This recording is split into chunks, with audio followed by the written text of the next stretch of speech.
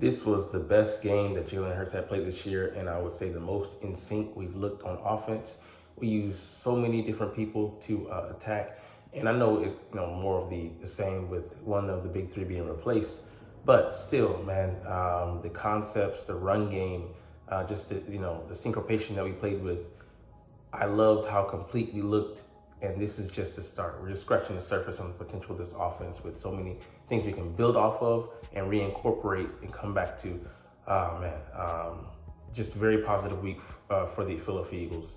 But let's get into the film and look at what we're looking at. What's up? It's your boy Sim trying to come back to another analysis video. They kid you not, that's the real name.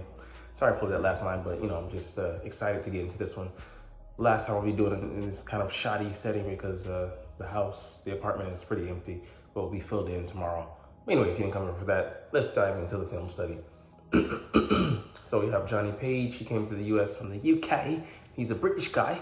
He came there to watch football live, and he watched a couple games, Eagles being one of them. And it's cool gent here, man. It's cool that he was recognized, and he got some FaceTime with some of his staff that he usually doesn't get to mingle with. Anyways, let's get to the offense here. So the Bengals had to go to a 5-man front, and they still couldn't stop the run. Saquon Barkley went off 22 carries, 108, and he had jumps of like 17, 19, I think 21. It was just him running loose, and the line did a great job blocking for him. So let's see what Tyler Steen and Cam Drake were able to do here. So we can see that Tyler Steen gets a D tackle, allows Cam Drake to get to the second level. And I mean, it's just quick.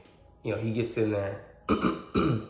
Let's look at it from this vantage point, the way he crosses. I love how they might line up static, but they do so many things. Like they just run a zone read basically, and I mean, allow Saquon so much space. Like him running behind this line is just night and day between him running in New York, because he actually has a good group blocking for him. He doesn't have to create so much for himself. The holes are wide open, like the freaking parting of the Red Sea. So he's happy to be here. I'm about to say I'm sure that he's happy. No, he's expressed that multiple times. And it's great to see that they're opening such wide holes for him. Pause. All right, the use of motion. So you see this on a lot of the plays that we'll play. They were expertly, marking territory, figuring out coverages, and just bringing eye candy distractions into the spaces so that even more space could be made for these guys. So let's see. I don't know who comes in motion. Okay, just motion to the outside, and that just causes confusion for them. And then Smitty has that two-way go. He accidentally chooses right, and then just crosses the face of the DB, gets the ball in. But if he gets that, there's a potential there for him to break it if he's able to slip that guy there, and then that's a whole lot of space, man. Remind me of something like the Minnesota game last year. So, he is really, I think, going to be used more, in the middle of this season, and as they continue to develop those routes and develop those concepts and build upon those concepts, he's going to be someone that is going to get some yak in this offense. All right, Saquon Barkley. Here he just creates something out of nothing, but I agree with the author here, how he gets north and south so quick instead of dilly-dallying in the backfield. So let's roll the tape. You can see here, boom, somebody's in his face, pauses and makes him stutter, and then bang, he just bumps that guy. And I thought he was going to be able to toe the line and get into the end zone. I actually was shocked that he wasn't able to, but it is what it is. Let's look at it one more time and see that he should have been at a disadvantage here, but he makes that guy pause. Like he just slips him, and then it's two of these guys. They couldn't corral him. I mean, he's the best back we've had in a long time. He'll go down as one of the best Eagles, running backs. So to have a talent of that caliber, guy who's physical, has the size, has the breakaway speed, has the hands, can stiff you, can shake and bake you. I mean, just a complete back. The best back in the league this year for me. I get Derrick Henry has been a monster, but I wouldn't take I'd take Saquon Barkley over him. So All right, Jalen Hurts play, man. This week, his most complete game, he had an 80% completion rate. And yeah, he looked in control of the offense. I know there's still a lot of bits and bobs to add to it, but for this week, I mean, whatever he wanted, he pretty much had. He didn't take a sack this week. Line blocked excellently, even with two guys, at one point 3 guys out when Lane went out for a play or two. To get that kind of play from your backups, I mean, just shout out to the guys themselves for putting in the work, but shout out to Jeff Stoutland for scouting these guys and putting them in great positions to succeed. All right, anyways, let's get into it. Let's see, there's some motion there, see? I mean, getting guys away from, just, let's see. Okay, this is the deep play to Smitty, but Jack Stahl was key on blocking there. So Jalen motions him into that spot. He blocked Sam Hubbard for 4, 5, 6 seconds. And then the safety comes up because of that play action. And it allows Smitty to get that one-on-one. He's, put him up against a safety. He's going to come down with that ball more times than not. And just the way he was able to, he shot his hand. He looked back, but he didn't shoot his hand. So the DB's waiting for those context clues. And, he just had him dead to rights. He skies for it at the right time. Just the timing on that. People say it's just easy to throw a deep ball. No, this is practice, timing, work, that they put in. And, their reciprocity, the relationship they continue to build upon, continue back from their college days at Alabama together. I mean, people undersell Hurts on, just because he can throw a deep ball. It takes so much to be able to do that, to drop that in the breadbasket. And yeah, those guys read and, they're able to judge the ball superiorly. Him and A.J. Brown are so good at judging deep ball. With Quez, he couldn't do it consistently, but I mean, it's get him his credit. All right, let's play action pass here. The play action game, man. Pausing these guys, a motion again, and then it goes to the guy who, it gets motion to. But that route right there allows, the coverage to come away. Extra guy who might be in the area for Smitty draws him. And then the route leaking out there, it's just attention to detail. Attacking on every layer and then having, route concepts that work off of each other.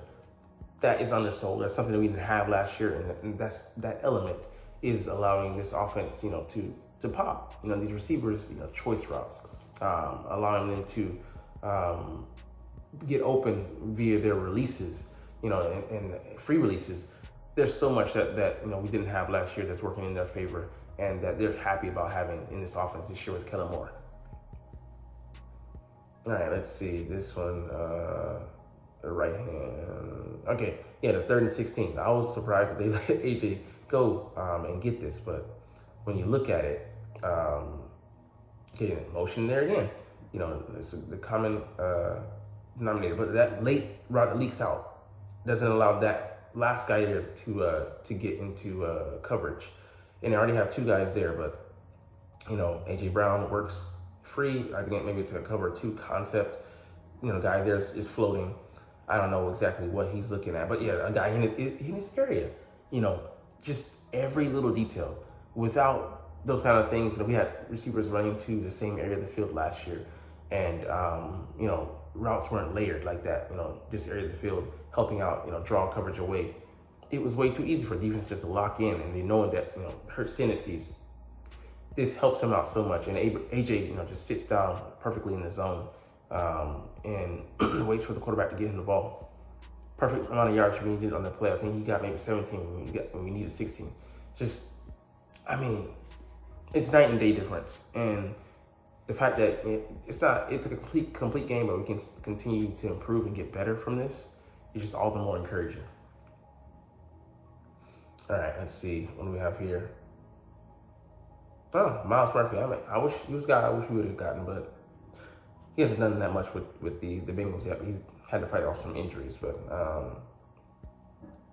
Jalen Hurts is on the edge. Look how quickly he gets north and south. Boom. Okay, sideways.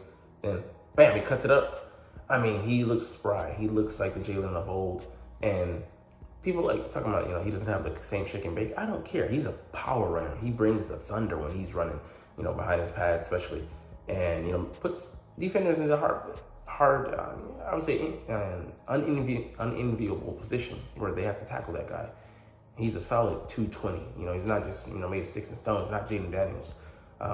He's a great scrambler, but I'm worried about him when he scrambles. I'm like, when he takes a hit, especially like he has that rib injury. In college, you got to worry about that. With Jalen, I'm not so concerned. He's gotten better at getting down as he did early in this game, where he scrambled and made two defenders hit each other. All right, this is the last play we'll look at.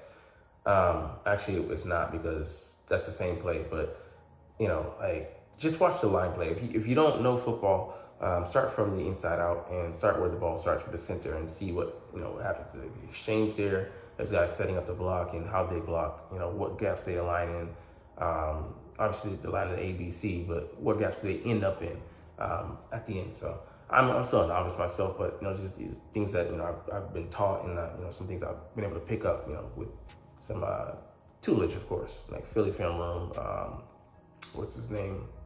Top Billing. He does several different teams, but a lot of Eagles content, and Gate City Sports. And those are like three guys that I really watch for like film, big, and each one of them, brings a little bit different, things to highlight. And then guys like Johnny Page here. But anyways, let's just look at it again, because it was just beautiful. See the motion again. The motion is, draws away tension. So I mean, that's something I didn't look at last time we looked at this play, but yeah, it's just, like I said, the devil is in the details. And if people like the author saying that Jalen can't handle motion, can't throw over the middle, doing all these things, in this game, and came out with an 80% completion rate, and 3 touchdowns on the ground, I believe, and just did work, did damage. So all the detractors, naysayers, have to wait a week, just twiddling their thumbs and upset, angry about our quarterback having success. Why are you an Eagles fan? That's what I want to ask. But anyways, let's get up out of here, because you're not even here, you're not even watching, but it's all good, because I love making these videos and I love talking about the freaking stinking Philadelphia Eagles. So we'll get to the defense tomorrow, but hey, as always, it's fly, Eagles, fly, and let's motherfucking go. Like, comment, share, subscribe. Thanks for watching. Check me out at Centron Anime, Centron Life, or Centron Laughs, or other social media.